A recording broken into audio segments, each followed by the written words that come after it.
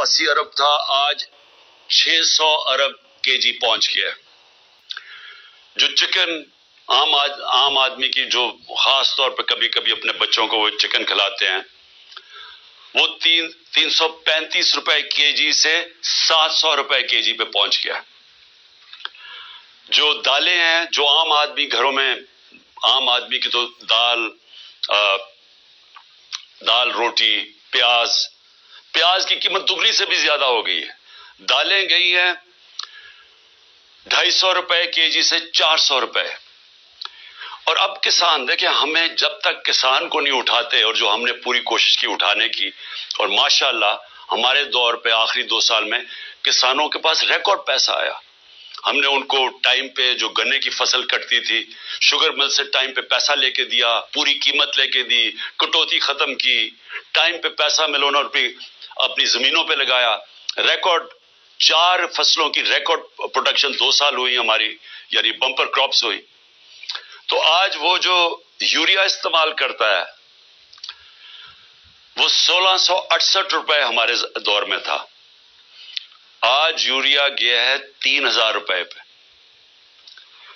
ہمارا جو پھر میں اور بھی چیزیں جو گھر بنانے کے لیے سریا لوگ استعمال کرتے ہیں، سیمنٹ استعمال کرتے ہیں، تو سیمنٹ گیا ہے 865 روپے سے 1062 روپے پہ.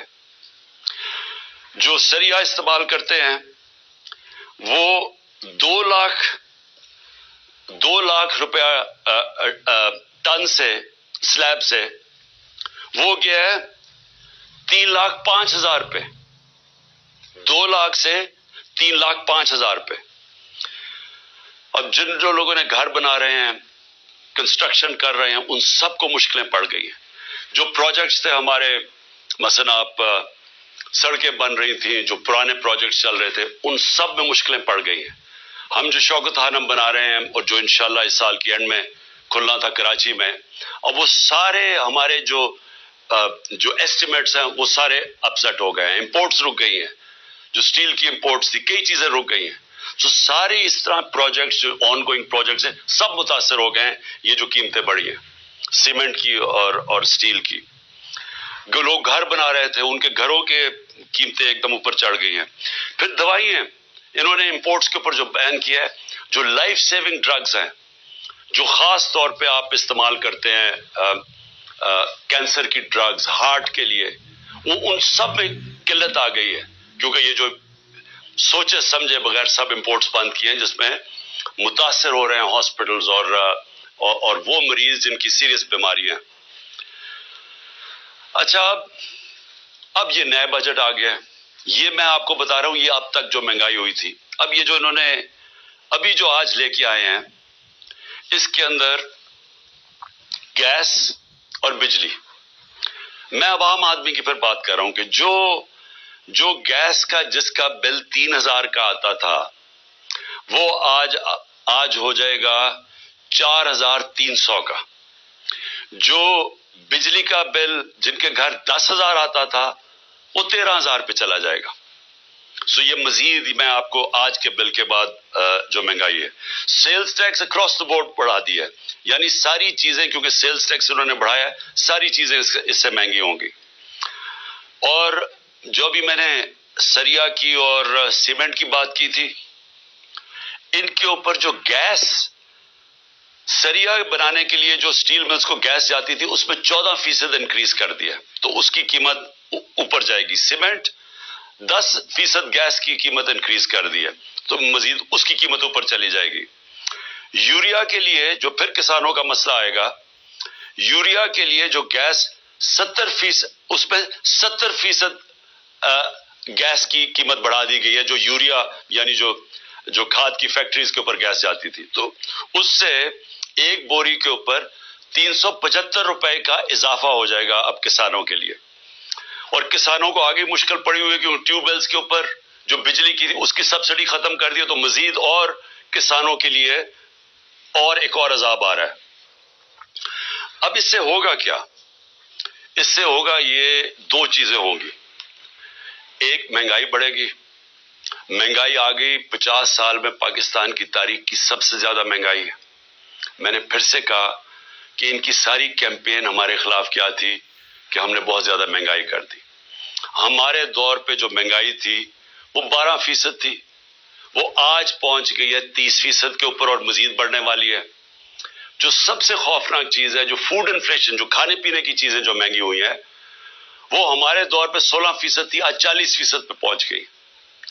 تو اس سے جو عام آدمی ہے، میں پھر سے کہتا ہوں جو سیلریڈ کلاس ہے، پہلے تو مہنگائی میں وہ پسیں گے، ساتھ ساتھ یہ جو انہوں نے چیزیں بڑھائی ہیں، جو انہوں نے امپورٹس کے اوپر جو ان کی غلط پالیسیز تھی، جو نااہلی تھی، اس سے فیکٹریاں بند ہو رہی ہیں. ہماری جو ریکارڈ انڈسٹریل پروڈکشن تھی، ہماری جو انڈسٹری اضافی تیزی سے بڑھ رہی تھی، آج وہ منفی پہ چلی گئی ہے. جو انڈسٹریز، جو ٹیکسٹائل انڈسٹری، آپ فیصل آباد جا کے دیکھیں، جدھر مزدور نہیں ملتا تھا، آج بے روزگاری شروع ہو گئی ہے. ایک طرف بے روزگاری، ایک طرف مہنگائی. انٹرسٹ ریٹ انہوں نے ریکارڈ اوپر کر دیے ہیں. اس کا مطلب کہ جو بھی آپ کوئی نیا کاروبار شروع کرے گا وہ 100 دفعہ سوچے گا، کیونکہ انٹرسٹ ریٹ اوپر چلے گئے، سود کی شرائط اوپر چلی گئی ہے. تو ایک طرف مہنگائی، دوسری طرف بے روزگاری. اب میں جو آج میرا اصل آج آپ سے بات چیت کرنے کا مقصد کیا تھا، اب آگے ہم کیا کر رہے ہیں، جا کدھر رہے ہیں. میں اس لیے آپ سے کہہ رہا ہوں کہ یہ جو مزید مہنگائی آئی ہے، اور یہ جلدی انہوں نے کی ہے. شروع میں ان کو سمجھ نہیں آئی کیا کرنا تھا. اپنے این آر او کے اوپر انہوں نے وقت گزارا. ان کو صرف ایک پڑی ہوئی تھی کہ کس طرح کے ان کے 1100 ارب روپے کے ان کے اوپر کرپشن کیسز تھے وہ ختم ہو. ہم ہر سال، ہمارے 3.5 سال کے اندر، ہر سال جو نیب ریکور کرتی تھی چوری کا، وہ 160 ارب روپیہ تھا. ہم نے 480 ارب روپیہ اپنے دور میں نیب نے ریکور کیا تھا. ہم نے نہیں کیسز بنائے تھے، یہ پرانے کیسز تھے، لیکن ہمارے دور میں نیب پیسے ریکور کر رہی تھی کیونکہ ہم کس کو بچا نہیں رہے تھے.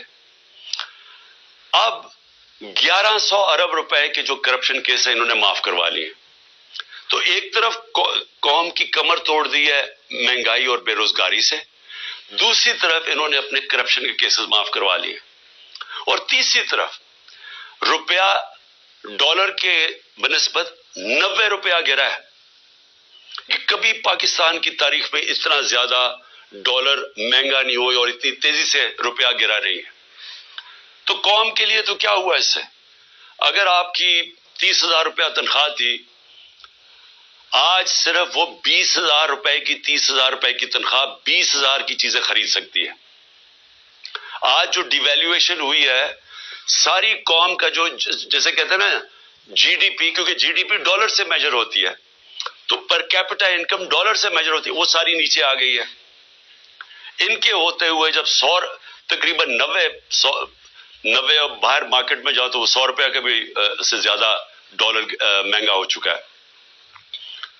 تو جب کہ ایک قوم کی دولت میں کمی ہوئی ہے، یہ جو سارے 30 سال سے ملک کا پیسہ چوری کر کے، منی لانڈرنگ کر کے باہر لے کے گئے ہیں، ان کے ایون سیل اپارٹمنٹ اور ان کے مے فیئر میں اور بڑی بڑی گاڑیاں اور ون ہائٹ پارک اور یہ جو باہر ہوٹل خریدے ہوئے ہیں اور انہوں نے بینامی چیزیں خریدی ہوئی ہیں، باہر بینکوں میں آف شور اکاؤنٹس میں پیسے رکھے ہوئے ہیں.